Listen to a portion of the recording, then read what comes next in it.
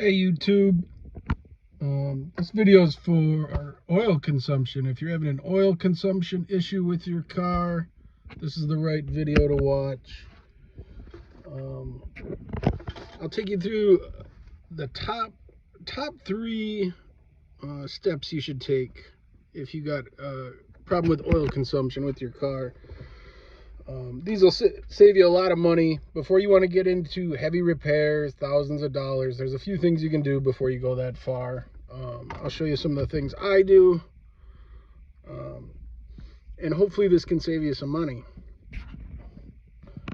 The first thing I would do if your car has excessive oil consumption is to check your PCV valve, or have your mechanic check your PCV valve. This problem a lot of times can save you. A lot of times your oil consumption just comes from you got a bad PCV valve. On some vehicles this can be fixed for as cheap as $20–$30. On a high-end vehicle you might be looking at $150 for a PCV valve, and anywhere in between. You also might save a few bucks if you put it in yourself. It's very simple to do. It's not a difficult process on most cars. But you can order these parts online. A PCV valve, put in your year, make and model of your vehicle, and typically you can get these shipped to you pretty cheap, and you don't need a mechanic to install it. If your mechanic does it, it might cost you a couple $100, $200, something like that. Usually it's not too bad. If you got a high-end vehicle, it'll be a little bit more than that, but a lot of times that solves the problem. It's just something as simple as a PCV valve. I'll show you where it is on this vehicle.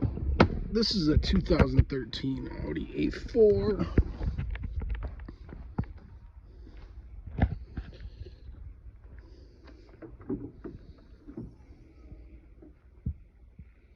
So I'm going to take that plastic cover off.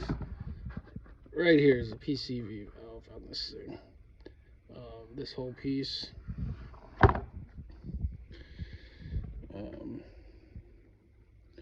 On a lot of vehicles it's a heck of a lot smaller. That's a pretty big piece for these. On a lot of these also, you don't even need to change the whole PCV valve. There's like a diaphragm inside of them that you can change. You can just order that part to go in there. It's even cheaper and easier to install, and most of the time that solves the problem.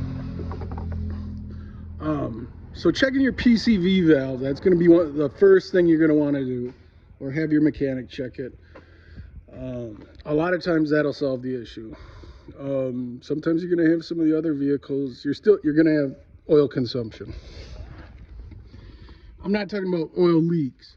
I'm talking about oil consumption. And I'll show you a couple more steps I got that might fix those issues too. This is a strategy I use. This is for Audis. I use this. I've driven a lot of Audis. Audis are notorious for burning oil. A lot of German cars are. But there's a two-step process I use on some of these foreign cars for that I've had some success with. It didn't fix all of them, but it fixed a lot of them, or at least slowed the oil consumption down. This is something that I use. Is this liquid moly engine flush. What you'll do is you will put that in your engine oil just before you're going to get an oil change. I think the directions call to put this stuff in, and I think it's leave your car idle for 10 minutes or something like that, and that's at idle speed. You're not supposed to be putting it in there, and don't race around with your vehicle. This stuff's pretty aggressive. It's going to clean your engine out if you got some carbon buildup and stuff in there, and that might be what's affecting your piston rings. You might have carbon buildup in there, so this might clean some of that out of there, and that might reduce some of your oil consumption right there. But you put this in right before your oil change, and just let it idle in your car for 10 minutes. Don't go racing around the block or driving high speeds down country roads with that stuff in your car. But then if you change your own oil, you just put it in before you change your oil, or just put it in before you drop it off wherever you get your oil changed. A lot of people recommend changing their own oil, stuff like that. They think they're saving money. You're not saving any money by changing your own oil, or you're saving 20, 30 bucks. I highly recommend having professionals change your oil. They do that stuff all day. Also, if they make a mistake, then they're liable for it. But I mean, I understand people's point of view that do change their own oil. They want to be comfortable knowing that everything was done correctly and stuff, and I understand that, but I don't think it's a big money saver having someone else change your oil. Especially all the time you're going to spend, and you're going to get dirty crawling under your car. Most cars you got to crawl under there real quick, and you're going to get oil all over and stuff. You're going to spend more time getting cleaned up afterwards. That it's not a big money saver for you. But yeah, I highly recommend using this stuff. Might clean your engine out pretty good. And then after that, that's the first step I use.